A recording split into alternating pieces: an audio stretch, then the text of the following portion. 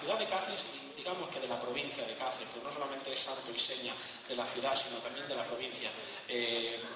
No es una basquiña, pero es un refajo largo de paño, con lorzas abajo y mantón de Manila, con lazo y aderezo.